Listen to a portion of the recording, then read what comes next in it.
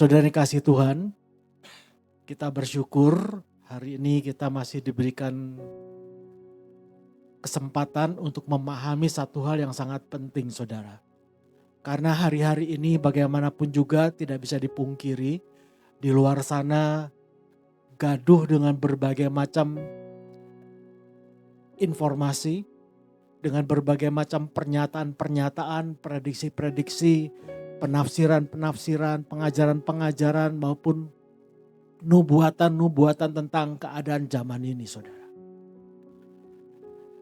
Dan saya perlu ingatkan sebagai anak-anak Allah yang seharusnya kita semakin dewasa rohani, kita harus semakin hati-hati. Kita harus semakin waspada, kita harus semakin berjaga-jaga dan bisa menyikapi setiap tanda-tanda zaman ini dengan bijaksana. Jangan biarkan diri kita, apalagi seisi rumah kita, anak-anak kita, terprovokasi, terintimidasi, atau terkontaminasi oleh apapun juga, oleh informasi apapun dan disampaikan oleh siapapun dan sederas bagaimanapun informasi itu. Dengar baik-baik, firman Tuhan mengingatkan kepada setiap kita. Kita harus selalu tetap menguji apakah semua informasi yang sekarang sedang beredar luas di sosial media ataupun di dalam pengajaran-pengajaran yang hari-hari ini banyak disampaikan di sana sini, itu sudah sesuai dengan nilai-nilai kebenaran yang Kristus ajarkan? Apakah sejalan dengan apa yang Allah perintahkan dan selaras dengan apa yang Allah kehendaki? Kenapa, saudara? Karena kita sadar bahwa sekarang ini kita berada dalam satu situasi kondisi zaman seperti yang Yesus katakan kepada para muridnya di atas Bukit Zaitun tentang tanda-tanda kedatangan Kristus dan tanda-tanda kesudahan dunia. Saudara tentu masih ingat, berkali-kali kita juga diingatkan mengenai Matius 24 ayat 3 sampai 14. Itu khotbah Tuhan Yesus di Bukit Getsemani, di Bukit Zaitun ya, kepada para muridnya. Yuk kita lihat dulu ya di dalam tapi sebelum itu saya ingin mengajak saudara untuk mampir dulu sebelum ke Matius 24. Mampir dulu di Matius 16 ayat yang pertama sampai yang keempat. Yuk kita buka. Matius 16 ayat yang pertama sampai yang keempat. Jadi pembahasan dasar firman kita nanti akan di sekitar mengenai khotbah Tuhan Yesus di atas bukit kepada para muridnya. Tapi sebelum itu dengar dulu apa yang terjadi di dalam Matius 16 ayat yang ke-1 sampai yang ke-4, saudara. Kita baca dulu sama-sama. Kalau boleh kita bangkit berdiri, kita hormati firman Tuhan. Kita baca sama-sama, hayati, pahami dan resapi baik-baik, saudara. Kemudian datanglah orang-orang Farisi dan Saduki hendak mencobai Yesus. Mereka meminta supaya ia memperlihatkan sesuatu tanda dari surga kepada mereka. Tetapi jawab Yesus,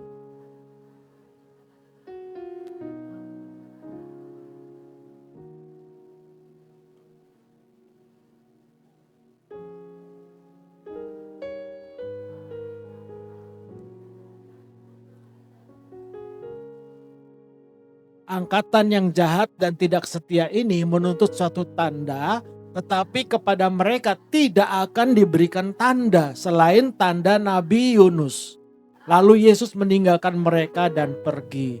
Lalu lompat ke ayat 6. Yesus berkata kepada mereka, berjaga-jagalah dan waspadalah terhadap ragi orang Farisi dan Saduki.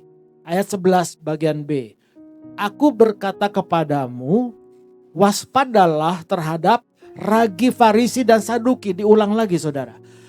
Lalu ayat 12, ketika itu barulah mereka mengerti bahwa bukan maksudnya supaya mereka waspada terhadap ragi roti, melainkan terhadap ajaran orang Farisi dan Saduki. Saudara, Silakan duduk.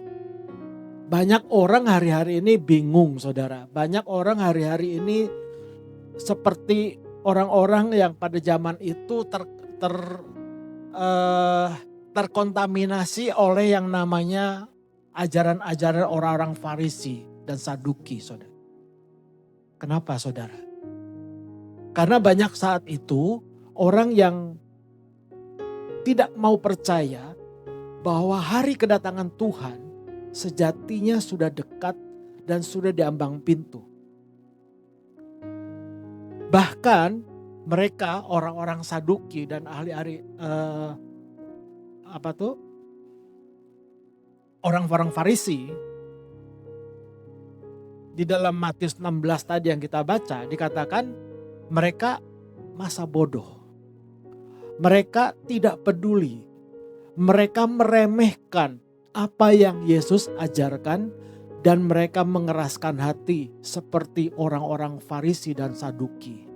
Makanya di dalam Matius tadi dikatakan, Tuhan Yesus dikatakan mereka disebut angkatan yang jahat dan tidak setia. Saudara, saya mau ingatkan, jangan sampai kita sekarang ini termasuk angkatan yang jahat dan tidak setia di hadapan Tuhan Yesus. Kenapa? Karena banyak di antara kita yang tidak sadar. Kita sudah terkontaminasi oleh berbagai ajaran-ajaran, informasi-informasi dan juga segala perintah-perintah, nubuatan-nubuatan, pernyataan-pernyataan yang ternyata itu tidak sesuai dengan apa yang Yesus ajarkan. Akibatnya banyak di antara kita, walaupun orang Kristen, sama-sama Kristen, tetapi mereka memilih masa bodoh. Mereka tidak mau tahu, bahkan mereka tidak mau peduli. Mau datang kapan, masa bodoh. Mereka malah meremehkan setiap firman Tuhan ingatkan kepada kita, dan celakanya mereka termasuk yang tadi Yesus katakan, mereka adalah angkatan yang jahat di mata Tuhan dan tidak setia. Sekali lagi, jangan sampai ada di antara kita yang termasuk angkatan ini, saudara. Karena itu, pagi siang hari ini kita khusus dikumpulkan Tuhan. Saya percaya ini bukan suatu kebetulan. Nggak ada satupun di antara kita yang datang kebetulan di tempat ini, saudara. Kalau bukan karena kasih karunia Tuhan, kalau bukan Tuhan yang memimpin saudara, menghendaki saudara untuk mendengar kebenaran ini. Karena itu saudara yang dikasihi Tuhan, mari kita kembali kepada apa yang Yesus ajarkan di dalam Matius 24. Ya.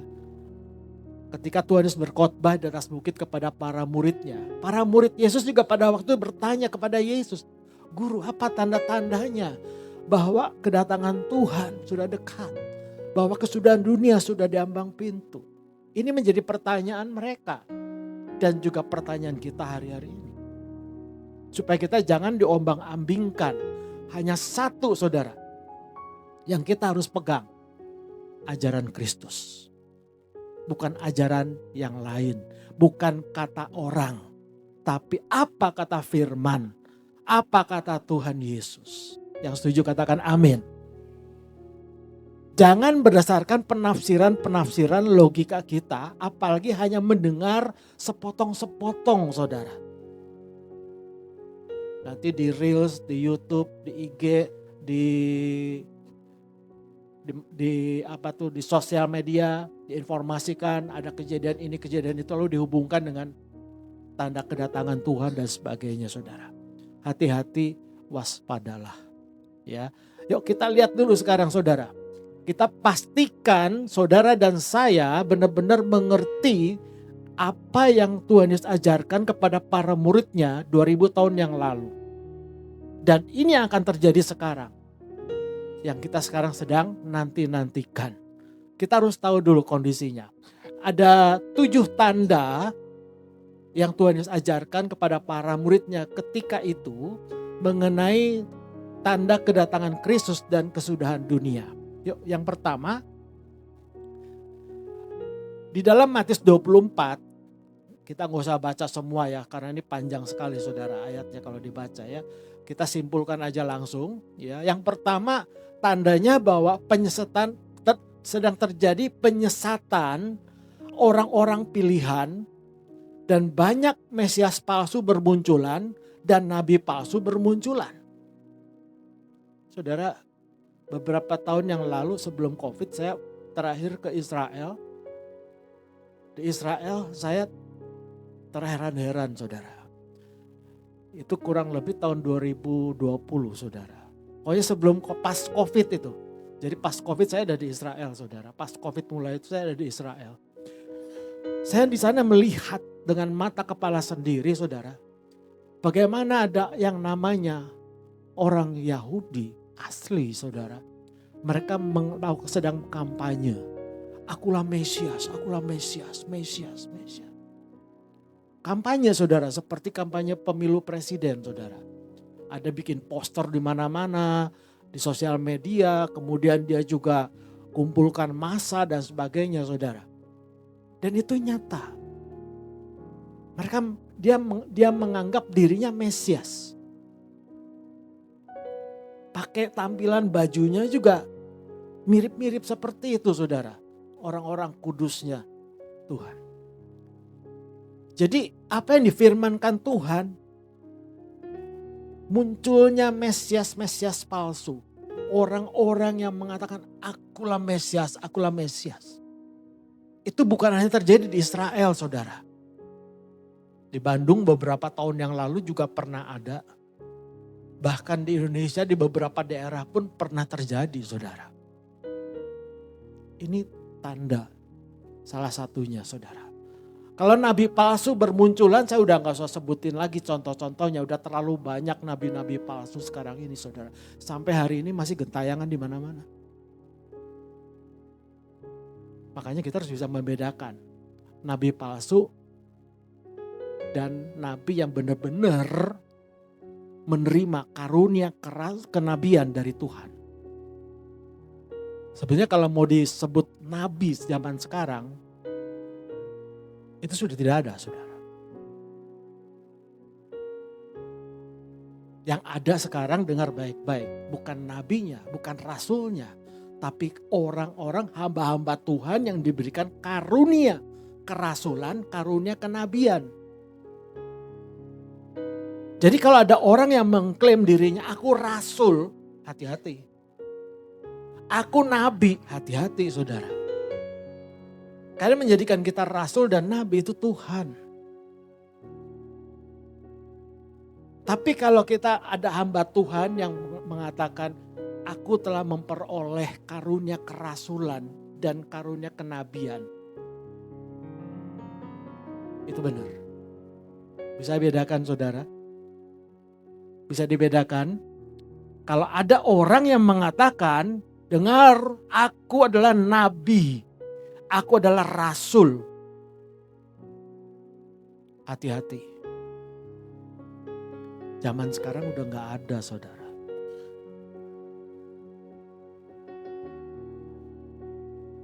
Itu zaman perjanjian lama dan zaman para rasul. Tapi zaman sekarang adanya hamba-hamba Tuhan yang diberikan karunia-karunia kerasulan, karunia-karunia kenabian dan sebagainya. Ya, ini tolong dibedakan dulu, ya. Nah, jadi saudara, tanda yang pertama kalau saudara lihat penyesatan orang-orang pilihan. Perhatikan. Di sini yang disesatkan orang-orang pilihan loh.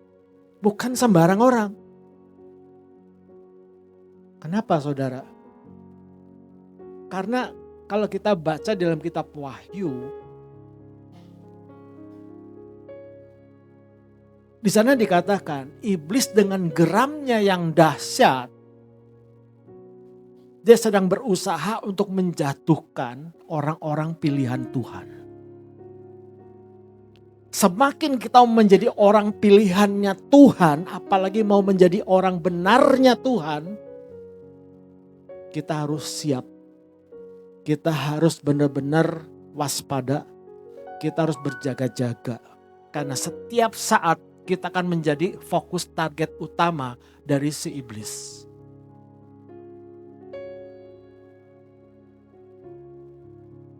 Makanya saya berani katakan Matius 24 ayat yang keempat sampai kelima dan ayat 11. Di sana dikatakan penyesatan terhadap orang-orang pilihan. Itu semakin meningkat. Mesias-mesias palsu makin banyak bergentayangan di mana-mana saudara. Dan nabi-nabi palsu bermunculan. Makanya itu tanda yang pertama saudara harus hati-hati. Penyesatan orang-orang pilihan ini terjadi di mana saja saudara. Kapan saja dan siapa saja bisa mengalami ini saudara. Sebab itu hati-hatilah ya. Kita harus benar-benar perhatikan apa yang disampaikan pada pagi siang hari ini. Supaya kita jangan sampai terjebak, tersesatkan. Ya, sekali lagi penyesatan orang-orang pilihan dan munculnya banyak mesias-mesias palsu dan nabi-nabi palsu di mana-mana. Itu tanda yang pertama. Yang kedua, deru perang. Ini saya ringkas saudara dan saya pakai istilah yang lebih simpel supaya bisa dimengerti dengan baik ya. Dalam Matius 24 ayat yang ke-6 dan 7a, kemudian kalau kita bandingkan dengan Lukas 21 ayat 9 sampai 11, di sana disimpulkan tanda yang kedua adalah deru perang di mana-mana. Kabar-kabar perang, pemberontakan di mana-mana. Bangsa melawan bangsa, kerajaan melawan kerajaan. Dan di mana-mana terjadi bencana alam. Cukup jelas kan? Enggak usah saya jelaskan lagi. Tapi ada satu hal yang saudara harus mengerti sekarang. Kenapa di sini dibilang ada deru perang, ada kabar perang. Karena kata perang di sini bukan berarti perang pakai senjata, saudara. Semata-mata. Bukan seperti perang dunia 1 dan 2. Kalau sekarang sedang diisukan akan terjadi perang dunia ketiga, saya mau ingatkan. Itu gak bohong. Bahkan itu sudah terjadi sekarang. Karena perang dunia ketiga itu bukan perang seperti yang dibayangkan oleh manusia kebanyakan. Oh ini nanti terjadi perang nuklir, perang senjata dan sebagainya. Bukan. Perang yang tidak kelihatan.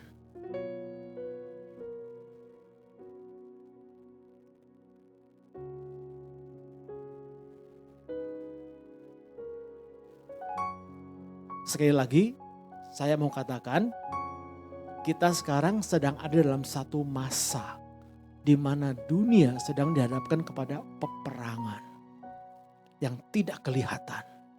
Sebetulnya itulah yang disebut dengan perang dunia ketiga. Buktinya apa saudara? Perang dunia ketiga yang sedang berlangsung sekarang itu dalam bentuk konflik hibrida. Mungkin saudara kalau mau dijelaskan ini panjang dan makan waktu lama. Ya, tetapi secara singkat dulu aja, saudara terima dulu aja ya. Jadi perang dunia ketiga yang sedang berlangsung sekarang itu berbentuk konflik hibrida, perang proksi. Pernah dengar istilah perang proksi? Dan serangan cyber. Pernah dengar dong cyber ya. Jadi bukan konfrontasi yang sifatnya militer atau perang terbuka dalam skala penuh seperti perang dunia kedua dan pertama. Dan perang dunia yang ketiga ini yang sedang berlangsung sekarang ini sesungguhnya ini perang yang sangat-sangat berbahaya. Karena banyak orang gak menyadari ini. Perang ini ditandai dengan beberapa tanda, saudara, yang bisa kita lihat dan dengar, bahkan mungkin kita rasakan sekarang ini. Ya, hari-hari ini kita banyak dengar mengenai ketegangan geopolitik, perang ekonomi, penyebaran informasi-informasi palsu yang mempengaruhi stabilitas global, ya. Tapi dengar baik-baik, ini belum mencapai puncaknya. Mencapai puncaknya nanti ketika terjadi perang nuklir.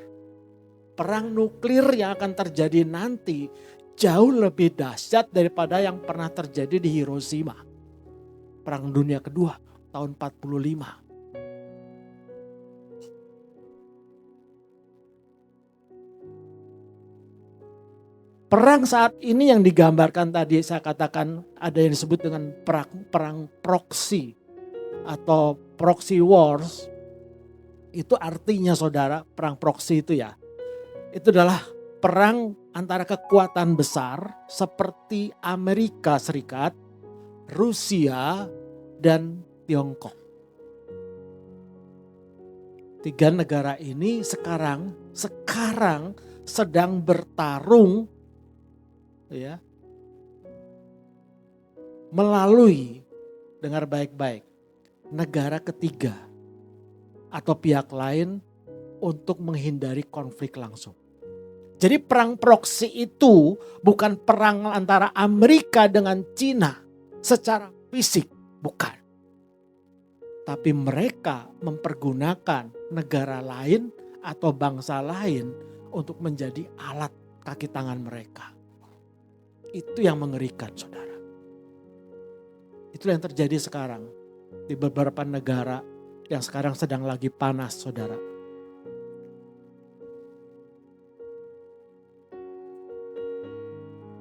Lalu yang kedua, saudara, perang yang tadi saya sampaikan itu juga termasuk perang cyber dan perang ekonomi, ya. Jadi saudara perhatikan apa yang sedang terjadi sekarang di tengah situasi zaman sekarang ini, di mana-mana sekarang sedang terjadi serangan infrastruktur digital. Peretasan data-data dan penggunaan sanksi ekonomi sebagai senjata untuk melumpuhkan lawan. Ini sekarang kalau saudara simak berita sana sini, ini mengenai ini, saudara. Tadi malam saya rapat, saudara.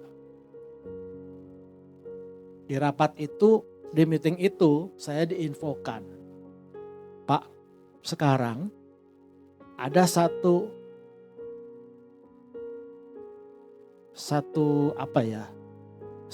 sistem kita bisa beli.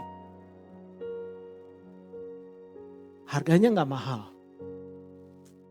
Tapi dengan dengan alat itu kita bisa baca semua historis seseorang.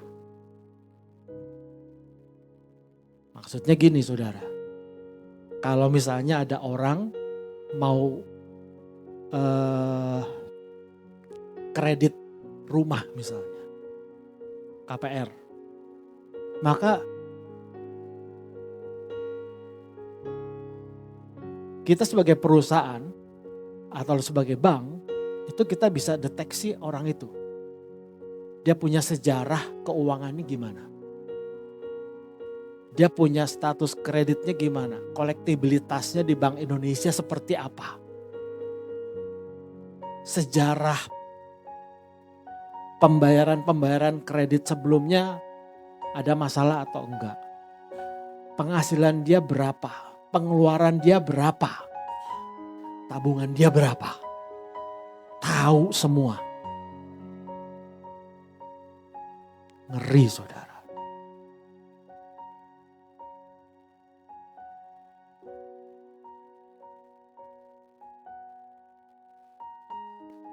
Perang cyber dan mengenai data ini, saudara, pertasan data, ini juga terjadi belum lama ini ketika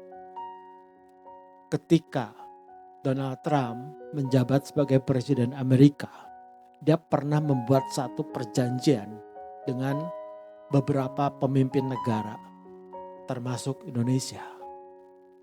Jadi data-data kependudukan Indonesia sekarang ini secara cyber, itu semua sudah diserahkan kepada Amerika. Amerika tahu, misalnya si A, langsung, makanya kan sekarang lihat, segala-gala lihatnya NIK, nomor induk kependudukan.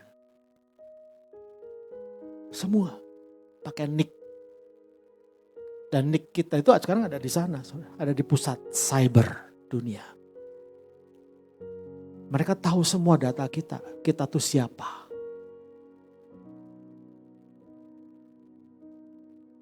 Riwayat kita tahu, penghasilan kita tahu, agama kita tahu. Wah, semuanya dia tahu detail semua.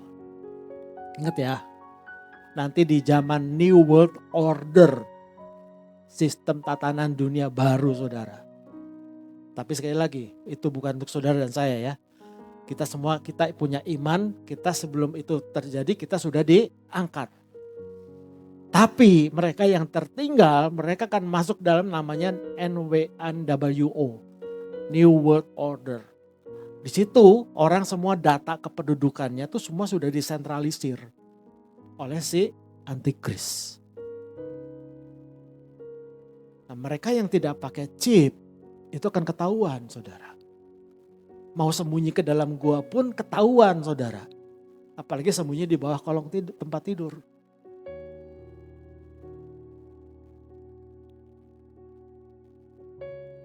Nah sekarang di Eropa, di Amerika, dan ada beberapa negara Asia.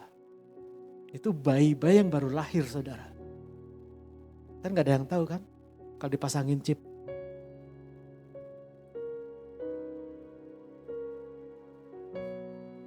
Tapi sekali lagi, jangan takut. Karena itu bukan untuk kita. Itu akan terjadi kalau kita nanti tidak diangkat. Makanya fokus kita sekarang gimana caranya supaya kita semua dan seisi rumah kita, keturunan-keturunan kita, itu kita mengalami pengangkatan. Amin. Itu. Tapi kita harus tahu. Karena ini sekarang sedang berjalan saudara. Makanya sekarang pembayaran nanti kan gak pakai uang lagi saudara. Pakai QRIS. Valuta asing ke luar negeri gak usah bawa dolar lagi. Gak usah bawa yen, gak usah bawa mata uang negara lain. Semuanya QRIS. Nanti QRIS gak berlaku lagi. Pakai nih chip ini atau ini. Sekarang di bandara kan udah mulai toh. Mata di scan. Kalau enggak bisa masuk atau gak bisa keluar saudara. Oke, kita kembali lagi. Jadi perang sekarang ini sedang terjadi ya, perang cyber. Apalagi Amerika dan Cina sekarang lagi bersaing saudara, ya. Nah, jadi infrastruktur digital kemudian peretasan data itu sekarang sedang terjadi di mana-mana. Ya. Dan penggunaan sanksi ekonomi sebagai senjata untuk melumpuhkan lawan. Kalau sekarang satu negara nggak mau tunduk sama aturan negara yang punya kuasa, mereka akan kesulitan sendiri. Di stop pasokan-pasokannya, bantuannya dan sebagainya. Ya. Lalu perang apa lagi selain perang proksi, perang cyber dan ekonomi, perang informasi. Nah sekarang ini kan sedang terjadi penyebaran disinformasi secara masif di mana-mana. Untuk menciptakan apa? Polarisasi sosial dan politik di dalam negara yang dianggap lawan. Jadi sekarang ini memang sedang dibuat satu situasi dan kondisi perang informasi itu yang membuat akhirnya kacau semua. Yang benar jadi nggak benar, yang nggak benar jadi benar saudara. Hati-hati. Lalu yang berikutnya saudara. Perang saat ini juga menggambarkan kita sekarang dalam masa transisi di mana dunia sekarang sedang berada dalam satu kerentanan dan peralihan kekuasaan global yang intens, di mana diplomasi seringkali kalah oleh kepentingan ego sektoral. Ini bahasa politiknya ya saudara, sorry ya. Jadi ini mungkin dipahami terbatas aja dulu lah ya, dengar dulu aja ya. Pokoknya yang terjadi sekarang ini situasi seperti ini ya. Ini kita harus hati-hati, semakin waspada dan semakin berjaga-jaga. Kemudian kita juga pernah dengar tentunya berita mengenai yang sekarang lagi hot, mengenai Epstein. Pernah dengar toh? Saudara jangan bingung dan saudara jangan takut ya mendengar apa yang terjadi di file itu. Saya nggak akan jelasin sampai terlalu banyak, tetapi saya hanya mau sampaikan apapun kata orang tentang file Epstein itu, karena itu kan banyak menyangkut banyak tokoh-tokoh negara saudara, ya, para pemimpin negara-negara, tetapi itu nggak penting buat kita. Jadi jangan kita terintimidasi. Bahkan ada orang yang ketakutan, panik, sampai terganggu mentalnya saudara. Ketika dia menyaksikan diputarnya file Epstein ini saudara. Ada yang trauma, ada yang menjadi jijik, ada yang merasa ketakutannya luar biasa, ada yang sampai benar-benar dia gangguan mental. Karena disebarkannya mengenai file Epstein ini. Harusnya saudara dan saya yang bijaksana jangan terpengaruh oleh informasi seperti itu saudara. Kenapa saudara? Karena kita sebagai orang Kristen apalagi anak-anak Tuhan, kita tidak ada hubungan dengan itu dan gak penting saudara buat kita. Yang paling penting buat kita sekarang apa? Yang paling penting sekarang ini kita harus sadar bahwa terbongkarnya satu kasus skandal yang disebutkan oleh Epstein itu saudara, itu tidak ada hubungan dengan kita sebagai orang Kristen.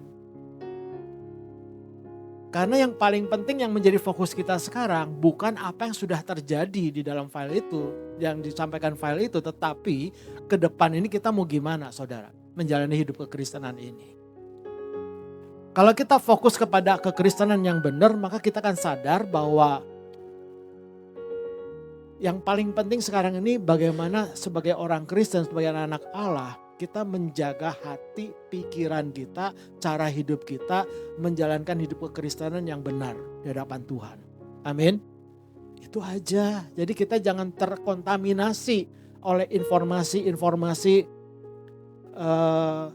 yang sedang beredar sekarang ini. Nah, ini ada satu lagi saudara, informasi yang mungkin banyak di antara kita juga sudah dengar, bahkan mungkin terpengaruh nih. Katanya sebentar lagi dunia akan gelap. 7 hari lagi. Ya kan? Lalu disuruh siap-siap. Wah, langsung tuh stok beras diserbu saudara. Ini itu dan sebagainya ya. Saudara, saya mau ingatkan. Isu mengenai global internet blackout yang baru saja kita dengar, itu jangan sampai membuat kita terkontaminasi, apalagi membuat kita panik, membuat kita akhirnya terpengaruh ya dan terintimidasi saudara. Kalau kita hidup dalam perkenanan Tuhan, kita berjalan dalam kebenaran dan kasih Tuhan yang benar, percaya deh, Tuhan yang pelihara kita, Tuhan yang lindungi kita, Tuhan yang luputkan kita saudara. Itu gak akan terjadi. Justru yang kita harus hati-hati sekarang ketika hidup kita dikuasai kegelapan, itu yang bahaya. Kalau kita gak bisa internet selama 7 hari kan gak akan mati toh. Tapi kalau hati kita gelap,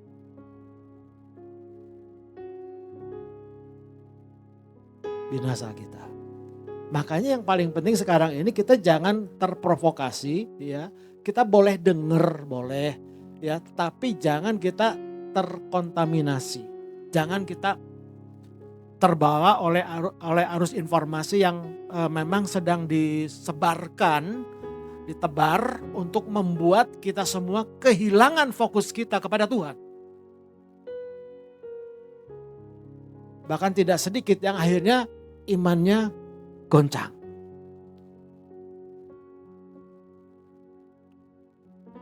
Nah, itu mengenai isu-isu yang sekarang ini beredar. Yuk kita kembali dulu ke tanda-tanda tadi ya yang Yesus ajarkan kepada kita ya. Yuk kita lihat lagi. Jadi tadi bicara mengenai deru perang, kabar perang. Nah, kabar-kabar perang itu yang tadi saya maksudkan. Ada kabar perang mengenai proksi, perang indas, perang ekonomi, perang cyber dan sebagainya ya. Kemudian juga ada pemberontakan di mana-mana, kita udah sering dengar lah beritanya ya.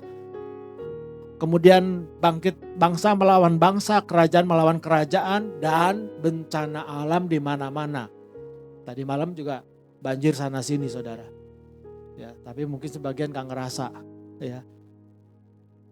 Nah, lalu yang ketiga saudara, tanda yang ketiga yang Tuhan Yesus ajarkan kepada kita, wabah kelaparan di mana-mana. Gempa bumi di berbagai tempat. Nah, kalau ini saudara jangan anggap sepele. Ini udah diperingatkan, kelaparan di mana-mana saudara. Yang paling bahaya bukan kelaparan jasmani, tapi kelaparan rohani saudara. Nah, lalu di sini diingatkan gempa bumi. Saudara pernah dengar mengenai isu gempa bumi megatrust? Itu bukan rekayasa. Itu betul saudara. Satu hari nanti akan terjadi pergeseran kulit bumi sedemikian rupa dari timur ke barat dan puncaknya nanti di Sumatera. Nanti dampak daripada megatrust itu saudara ya. Itu kalau nggak salah 12 skala Richter saudara gempa buminya ya, dan itu akan menimbulkan sebagian daratan itu tenggelam dan tidak ditemukan lagi. Ya. Tapi sekali lagi, jangan takut. Itu bukan untuk kita.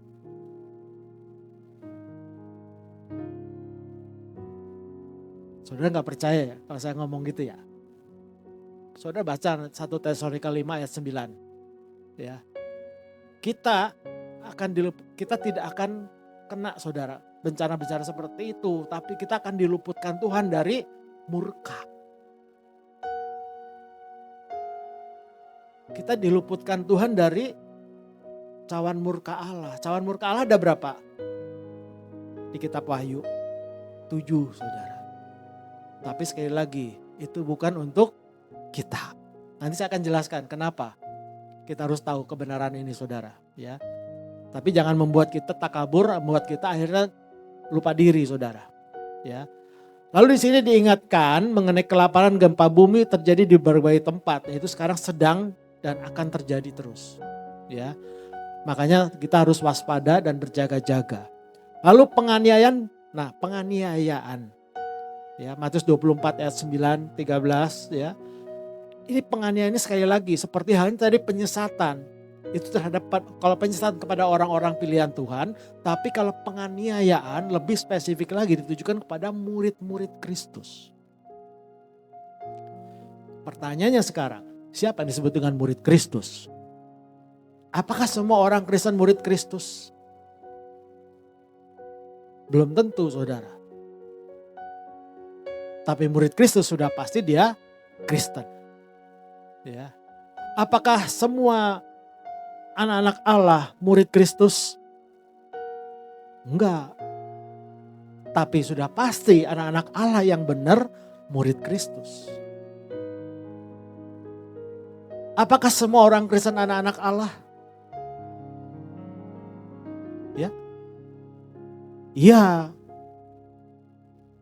Karena 1 Yohanes 3 yang pertama katakan apa? Karena kasih yang dikaruniakan Allah kepada kita, kita telah dijadikan anak-anak Allah. Kalau kita orang Kristen yang benar sudah lahir baru, hidup dalam kasih karunia Tuhan, ya, hidup di dalam iman, maka kita sudah dijadikan anak-anak Allah. 1 Yohanes 3 yang pertama. Memang sekarang ini kita adalah anak-anak Allah, firman Tuhan katakan. Tetapi jangan senang dulu, ayat 2 katakan, belum nyata keadaan kita kelak. Baru nyata keadaan kita kelak, apa kita anak-anak Allah sesungguhnya atau bukan, pada saat Kristus datang menyatakan dirinya. Yaitu pada saat pengangkatan. Amin. Jadi sekali lagi, apakah semua orang Kristen anak-anak Allah? Ya, tetapi belum tentu anak-anak Allah yang sesungguhnya. Baru nyata kita anak-anak Allah sesungguhnya yang serupa dengan Kristus dan didapati sempurna di dalam Kristus itu pada saat Kristus datang menyatakan dirinya. Amin. Makanya berjuanglah, pergunakan sisa waktu yang ada menjadi anak-anak Allah sesungguhnya yang serupa dengan Kristus dan didapati sempurna di dalam Kristus. Lalu yang berikutnya, tanda yang berikutnya. Jadi penganiayaan penganiayaan ini ditujukan kepada murid-murid Kristus. Sekarang ini saudara, ada banyak orang Kristen di beberapa negara, termasuk sekarang di Cina lagi panas. Banyak orang-orang Kristen yang ditangkepin, disiksa, diintimidasi. Ini bukan bicara soal gereja di bawah tanah lagi. Tapi gereja yang benar sekarang di sana pun, sekarang Alkitabnya itu beda dengan yang kita pakai sekarang. Karena sudah dimodifikasi.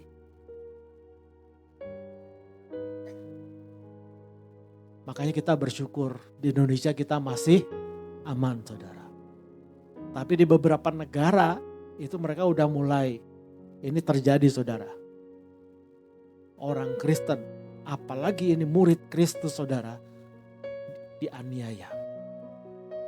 Seperti zaman Kisah Para Rasul. Kemudian ayat poin yang kelima ya. Apa tanda kedatangan dan kesudahan dunia? Itu banyak orang akan murtad karena mereka nggak tahan disiksa, mereka nggak tahan dengan tekanan-tekanan, penderitaan, masalah, pergumulan hidupnya sehari-hari. Mereka akhirnya murtad, milih meninggalkan Tuhan dan beralih kepada Tuhan yang lain. Dan akan saling menyerahkan dan saling membenci.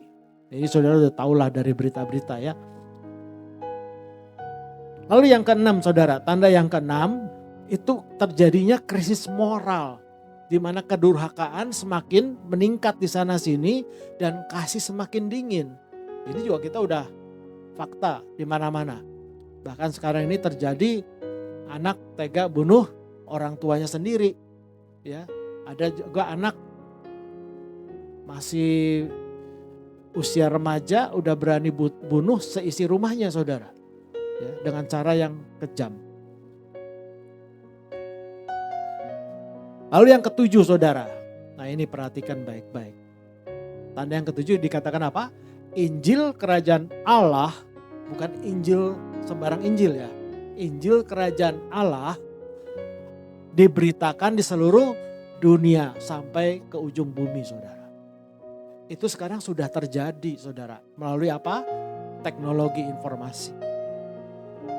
Dengan kata lain, ketujuh tanda ini, atau ada juga yang kalau kita pecah lagi bisa menjadi 10, itu sudah terjadi dan sudah digenapin. Itu tanda bahwa kita sekarang benar-benar ada dalam hari-hari yang sangat menentukan. Karena kedatangan Kristus dan kesudahan dunia sudah nyata. Tapi pertanyaannya, ada orang yang tanya gini saudara. Pak, kalau semua tanda-tanda ini sudah nyata, tapi kenapa Tuhan belum datang? Saya simpel jawabnya saudara. Saya tidak tahu persis, tetapi yang pasti yang saya tahu, karena Tuhan menunggu pertobatan kita. Di firman Tuhan dikatakan, kalau Tuhan saat ini belum datang, itu bukan berarti Tuhan menunda kedatangannya, bukan Tuhan lupa sama kedatangannya, bukan Tuhan ingkar janji, tetapi masih ada kekuatan yang menahan. Yang pertama, Roh Kudus masih berkarya, masih hidup di tengah-tengah kita, masih tinggal di dalam kita. Kalau Roh Kudus sudah diambil oleh Bapa di surga, maka dunia diserahkan kepada antikris.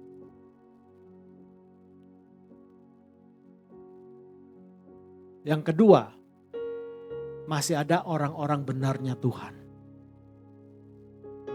yang berdoa setiap hari, setiap saat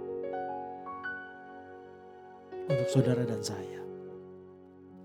Jadi selama masih ada orang benarnya Tuhan, selama masih ada Roh Kudus, dan selama firman itu tetap ada, maka Tuhan belum datang menyatakan dirinya.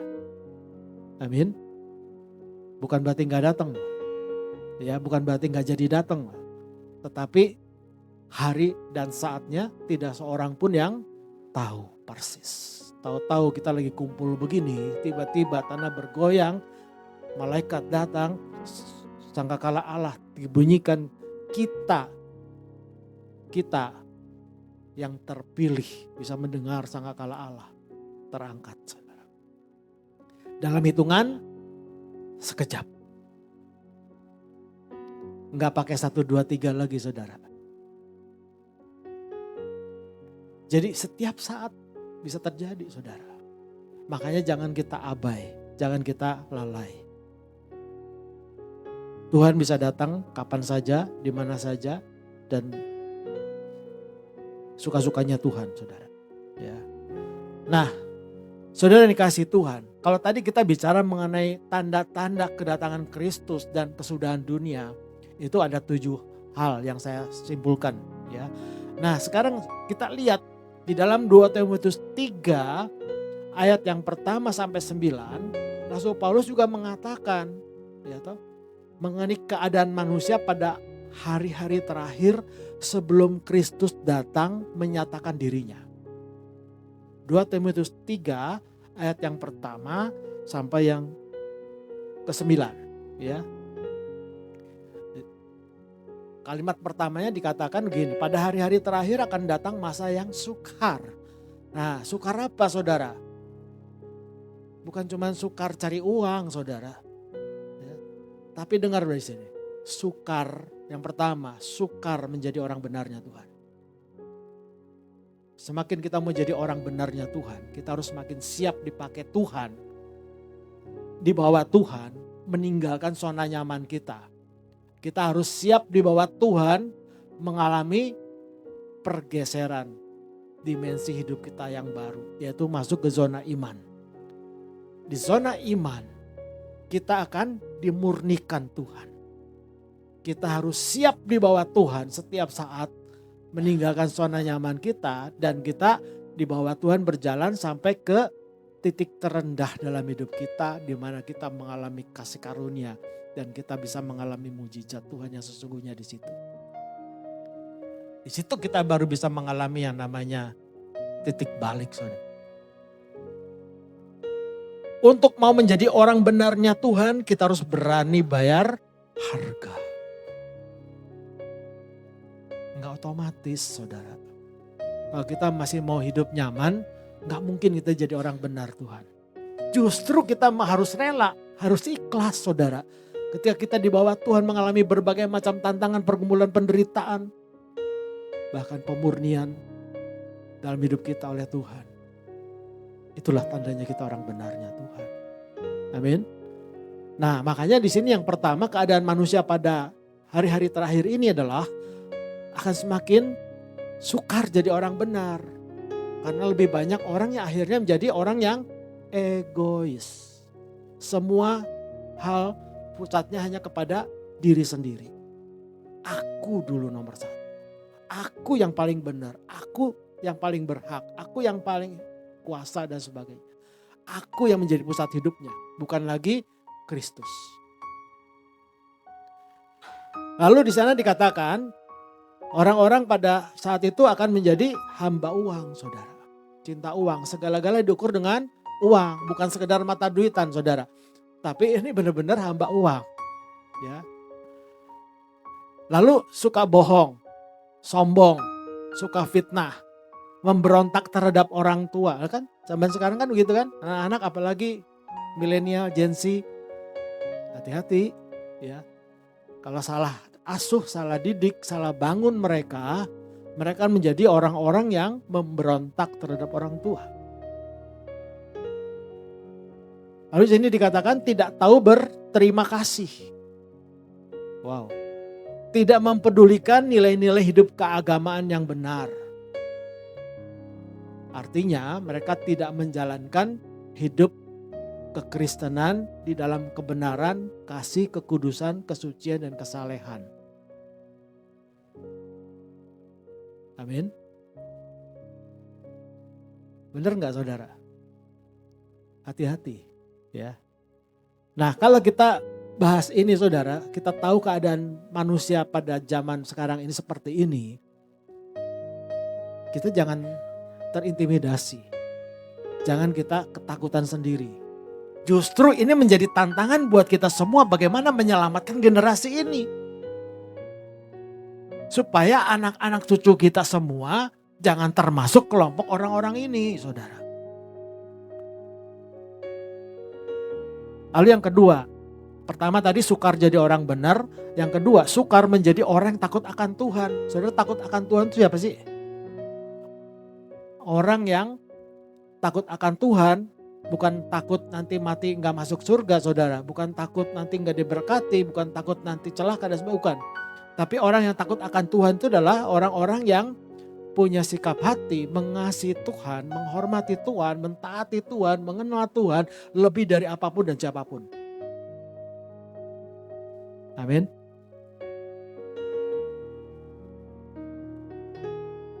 Orang di zaman ini sekarang akan sukar menjadi orang yang takut akan Tuhan. Mereka tidak tahu mengasihi, tidak mau berdamai, selalu mencari pembenaran, ya. Suka menjelekkan orang, gampang sekali menghakimi, ya. Tidak dapat mengekang diri, itu udah jelas, garang, ya. Sensi banget saudara, apalagi di jalanan, ya. Tidak suka yang baik, ya. Suka mengkhianat, nggak bisa dipercaya, tidak punya integritas seperti Yusuf, ya. Tidak berpikir panjang, berlagak tahu, merasa segalanya dia paling tahu, paling benar. Lebih menuruti hawa nafsu daripada menuruti Allah. Ya, artinya mereka tidak punya hati takut akan Tuhan.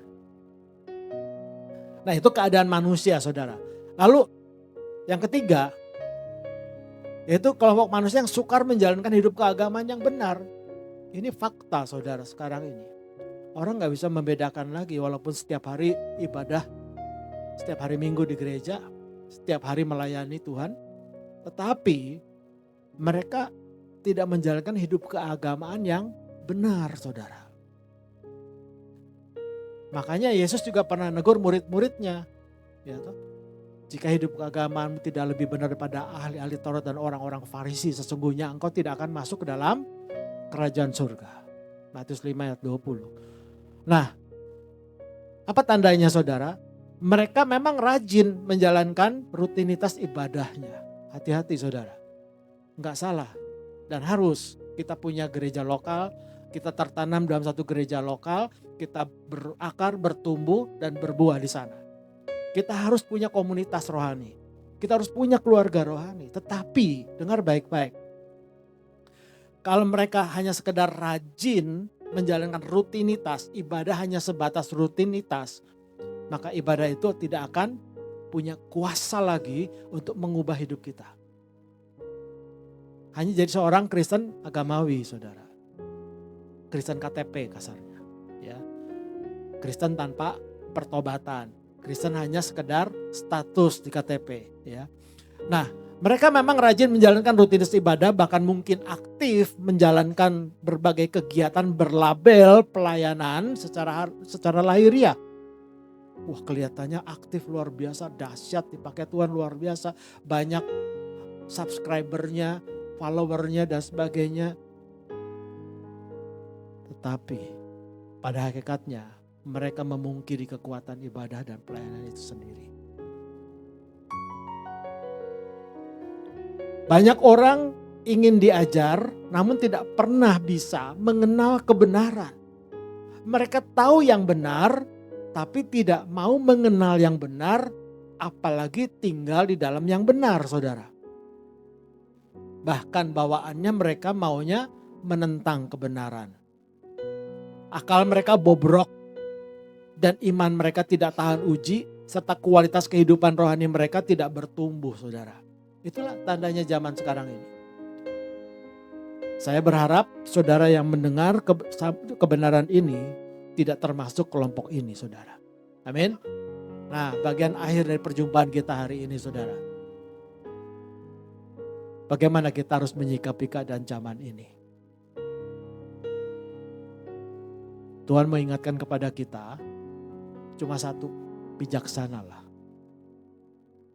Bijaksana itu artinya apa? Kita lihat Roma 16 ayat 19b. Tetapi aku ingin supaya kamu bijaksana terhadap apa yang baik dan bersih terhadap apa yang jahat. Untuk kita bisa bijaksana menyikapi sesuatu, kita harus berhikmat, saudara. Kita harus bisa minta kepada Allah Bapa Tuhan kita Yesus Kristus supaya kita memperoleh hikmat. Ada berbagai macam hikmat yang kita harus minta. Kalau nggak minta, bukannya Bapa nggak ngasih. Tapi ketika kita minta dengan iman, maka kita akan memperoleh. Kita minta hikmat dan wahyu, Efesus 1 ayat 17, itu untuk mengenal Allah dengan benar. Hikmat dan pengertian, Kolose 1:9-12, supaya kita bisa memahami kehendak Allah dengan sempurna. Dan kita bisa hidup layak dan berkenan kepada Bapa, menghasilkan buah dalam segala pekerjaan baik. Dan kita bisa setia menanggung segala penderitaan kita. Kita mengerti jalan-jalan Tuhan. Kita mengerti kenapa sesuatu Tuhan izinkan terjadi dalam hidup kita. Kita mengerti apa yang Tuhan mau untuk kita lakukan. Tuhan juga mengerti, kita akan dibuat Tuhan mengerti apa yang Tuhan mau supaya kita selesaikan sebelum garis akhir hidup kita selesai di dunia ini. Itu Kolose 1 ayat 9-12. Kita harus punya hikmat dan pengertian. Dan yang ketiga, hikmat dan kebijaksanaan. Supaya kita bisa menyikapi kehidupan kita sehari-hari dengan bijaksana. Amin. Sekali lagi, minta, saudara. Ya, minta kepada Bapa. Nah, karena itu saudara yang dikasih Tuhan, di dalam 1 Tesalonika 5 ayat 21 juga diingatkan, ya, kita bukan hanya sekedar bijaksana, bijaksini, tetapi kita harus uji segala sesuatu dan pegang yang baik, saudara. Termasuk juga kalau kita nerima nubuatan, atau kita terima mimpi-mimpi, atau kita terima apa kata orang, apa kata pengajaran-pengajaran ini, ujilah segala sesuatu itu. Itu benar gak dari Tuhan? Ya, jadi kalau kita terima informasi, pernyataan-pernyataan, prediksi-prediksi atau ramalan-ramalan, penafsiran-penafsiran, pengajaran, pewahyuan maupun nubuatan oleh siapapun juga, itu harus kita uji kebenarannya apakah sesuai dengan Alkitab enggak? Sesuai dengan ajaran-ajaran Kristus enggak? Sesuai dengan apa yang menjadi perintah Tuhan enggak? Itu. Intinya itu. Oke. Nah, sebagai penutup jumpa kita, saya mau summary-kan, saudara. Ringkasnya begini, menyikapi keadaan zaman ini kita harus bijak. Bijak itu singkatan. B-nya pertama, bangun. Jangan biarkan rohanian kita tidur, saudara. Ya, berdoalah, berjaga-jagalah. Nanti kita bahas, ya. Kalau keburu. Yang kedua, I itu ingatlah identitas diri kita. Kita ini bukan orang sembarangan. Ya, kita harus tahu siapa kita. Identitas diri dengan gambar diri beda, ya. Kalau orang-orang motivator, orang-orang dunia sekarang ini kalau bicara kesuksesan selalu harus ditekankan mengenai gambar diri. Kalau gambar diri itu bicara apa kata orang tentang kita. Tapi kalau identitas diri kita adalah apa kata Tuhan tentang kita. Yang penting kita sebagai anak-anak Allah harus pegang identitas diri kita. Atau jati diri. Ya. Yang D itu mengingatkan kepada kita. Jangan takut. Jangan gelisah menghadapi tanda-tanda yang disampaikan oleh berbagai pihak. Karena penebusan kita sudah dekat. Dan kita sudah ditebus. Dan penebusan itu akan digenapi. Dan Tuhan akan menyertai setiap umat pilihannya yang hidup berkenan kepada Tuhan. Berjalan dalam kebenaran dan kasih. A-nya saudara. Andalkan kekuatan Kristus. Jangan andalkan kekuatan diri sendiri lagi. Apalagi mengandalkan kekuatan dunia saudara. Dan andalkan kuasa Roh Kudus. Karena hanya Roh Kuduslah, Roh kebenaran itu yang akan memberikan kepada kita pemahaman yang benar mengenai kebenaran itu. Dan memberikan kita kuasa, keberanian, kekuatan untuk menjadi pelaksana firman. Jangan mengandalkan kekuatan sendiri, apalagi serupa dengan dunia ini. Cara pikir kita, cara pandang kita, cara menyikapi masalah, cara menyikapi keadaan zaman sekarang ini. Carilah Tuhan, temukan Tuhan, dan alami Tuhan. Dalam kasih karunia-Nya. Ya. Nah yang K-nya yang terakhir, kuat dalam kasih karunia oleh iman di dalam Kristus. Ini kunci yang terakhir saudara. Tidak ada yang lebih penting dalam hidup kita sebagai orang Kristen sekarang ini selain memastikan saudara dan keturunan-keturunan kita semua hidup di dalam kasih karunia Tuhan. Dan hidup sepenuhnya oleh iman di dalam Kristus. Iman di dalam Kristus bukan sekedar percaya, iman di dalam Kristus bukan sekedar iman, tetapi iman yang dibangun di atas dasar kebenaran firman Kristus. Sekali lagi, firmannya bukan sekedar firman, tapi firman Kristus. Kenapa saudara? Karena hanya firman Kristus itu kan menjadi dasar penghakiman nanti. Dalam Roma 2 ayat 16 dikatakan pada harinya nanti tiba setiap kita akan dihakimi. Apanya? Hatinya. Segala yang ada dalam hati kita. Berdasarkan Injil Kristus. Bukan Injil sembarang Injil. Sampai di sini sudah diberkati. Sepintas sebagai penutup saudara. Ya, masih ada 2 menit saudara. Ya. Saya cuma mau ingetin gini. Kenapa tadi dikatakan B-nya itu bangun, berdoa, berjaga-jaga. Tuhan mau supaya kita jangan jadi orang Kristen yang tertidur saudara. Di gereja tidur saudara. Ya. Tapi maksudnya rohnya jangan tertidur. Bangun rohnya. Sadar. Ya, supaya kita bisa berjaga-jaga. Saudara pernah dengar cerita pengalaman murid Yesus ketika di Taman Getsemani ya.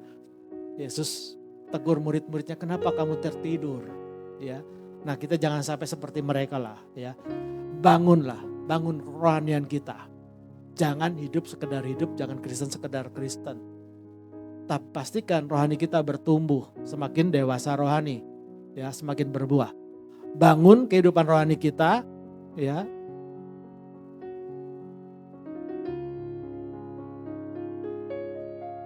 Di atas dasar iman yang benar, yaitu iman di dalam Kristus, iman yang paling suci, dan berdoalah. Nah, berdoalah. Kenapa ini penting saudara? Saya mengingatkan banyak orang Kristen termasuk saudara dan saya barangkali udah terbiasa berdoa. Saking terbiasanya kita rutin berdoa. Jadi walau kata-kata juga semuanya sepertinya hafal saudara. Seperti doa Bapa kami semuanya.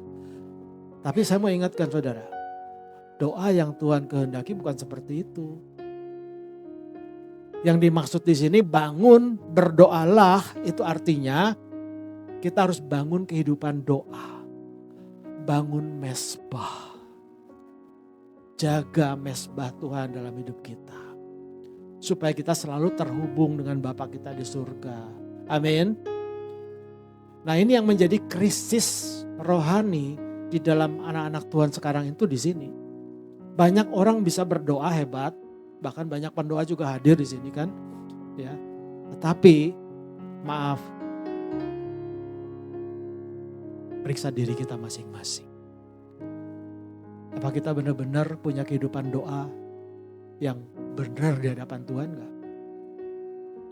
Kalau kita punya kehidupan doa yang benar di hadapan Tuhan, seperti tokoh-tokoh iman yang kita tentunya ingat ya, kayak Daniel, kemudian Daud, Yusuf, Yesus sendiri ya. Kita pasti punya kehidupan doa. Setiap hari, setiap saat.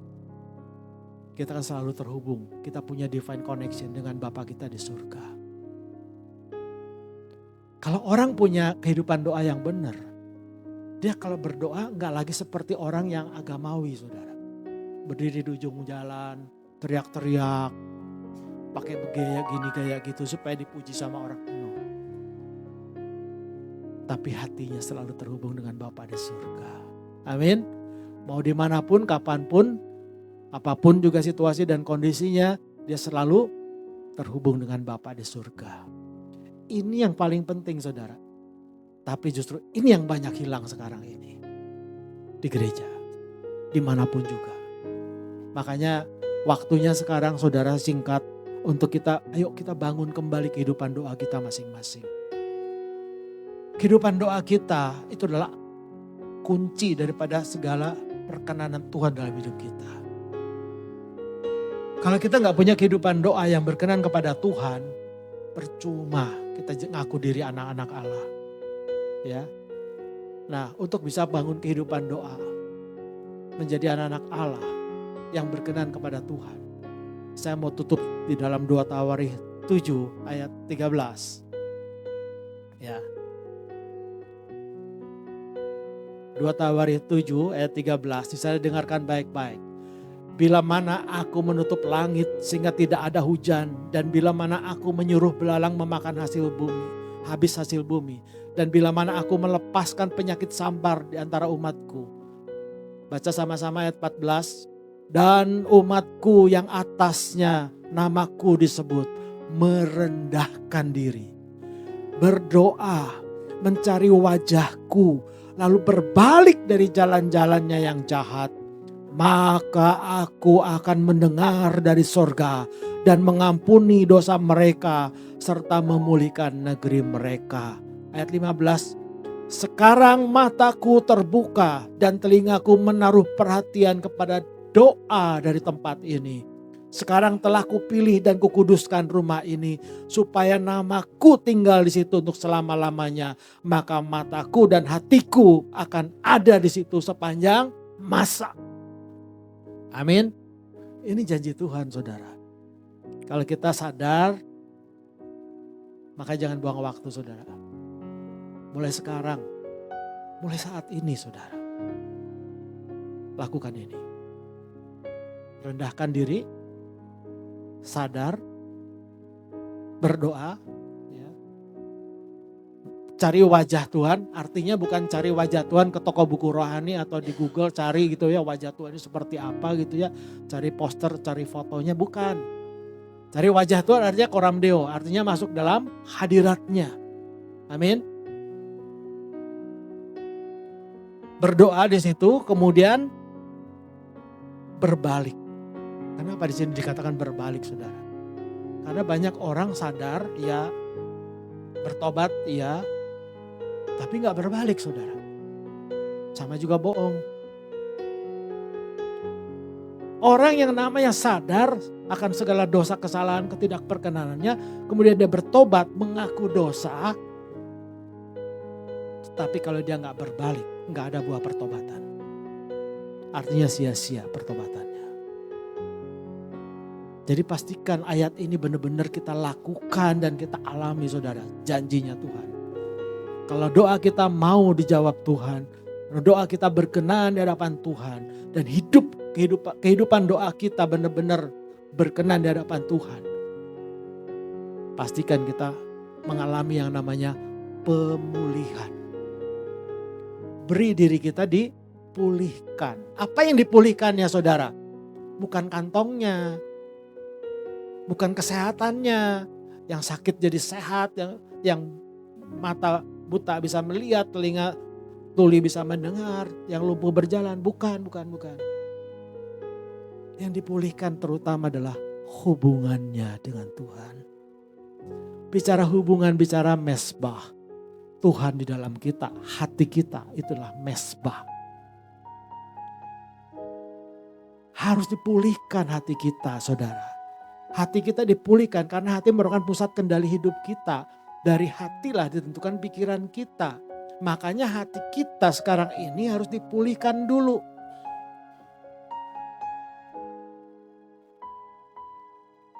Kalau hati kita sudah dipulihkan, jangan puas dulu saudara. Kenapa hati ini begitu penting harus dipulihkan saudara? Yang bisa memulihkan hati kita siapa saudara? Hanya Roh Kudus. Karena Yesus sekarang ada di surga toh. Duduk sebelah kanan tata Allah Bapa. Nah Roh Kudus yang diutus Bapa sebagai penolong dalam hidup kita. Dia sebagai roh kebenaran tinggal di dalam kita. Itulah yang memulihkan kita. Makanya ketika kita dipenuhi Roh Kudus, hati kita dipulihkan Roh Kudus, Yesaya 36 ayat 25 sampai 27, maka dengar baik-baik, pikiran kita semua dipulihkan. Penglihatan kita, pendengaran kita, seluruh kehidupan kita dipulihkan. Itu semua dari hati. Makanya hati merupakan pusat kendali hidup kita yang harus dipulihkan. Kalau hati kita dipulihkan, pikiran kita dipulihkan, stop, jangan berhenti. Jangan stop, jangan berhenti saudara. Tapi di dalam Efesus 4 ayat 23 dikatakan apa? Beri diri kita dibaharui. Dibaharui setiap hari. Bukan seminggu sekali. Cuma nanti hari Minggu doang. Enggak saudara, setiap hari.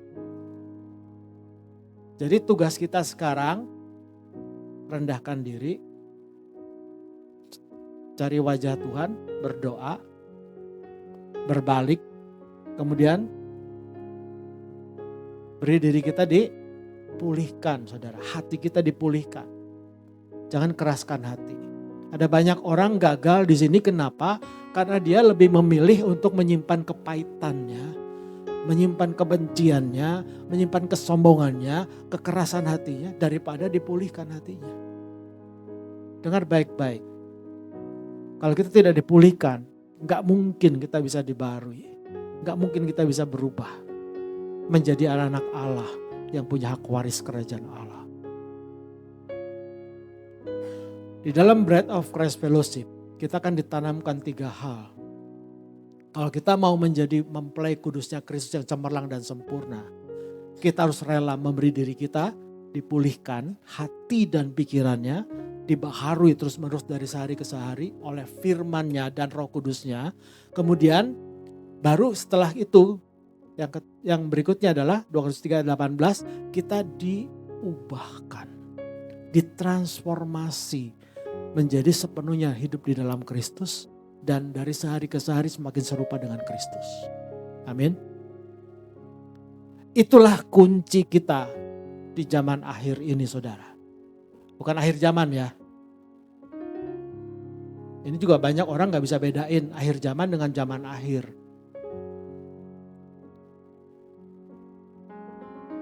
Ada yang bisa bedain gak akhir zaman dengan zaman akhir apa?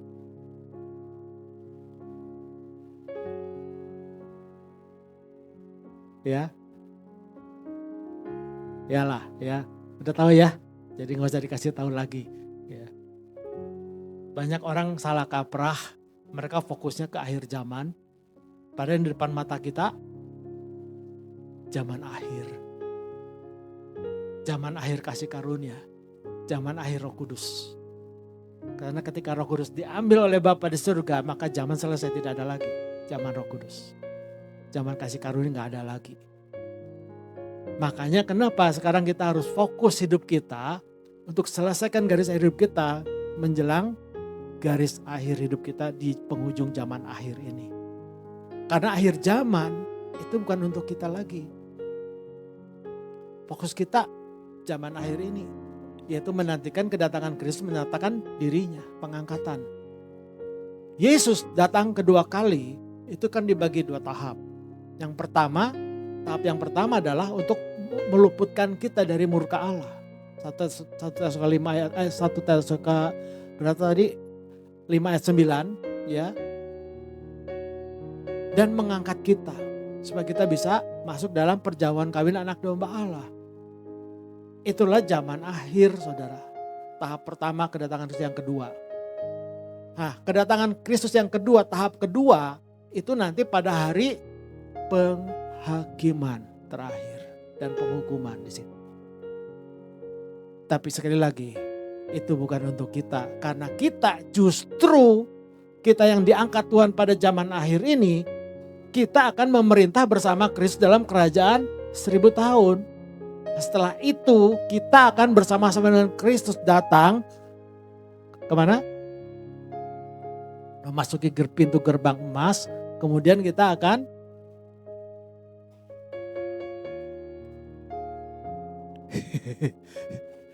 yaudah nanti pertemuan berikutnya kita bahas mengenai peta akhir zaman ya, supaya kita semua jangan sampai salah kaprah, saudara. Kita nggak tahu ini petanya gimana ini ya. Jadi kebalik-balik gitu loh, akhir zaman dengan zaman akhir, yang depan mata kita itu zaman akhir. Makanya di dalam Kisah Para Rasul bukan akhir zaman yang ditekankan harusnya.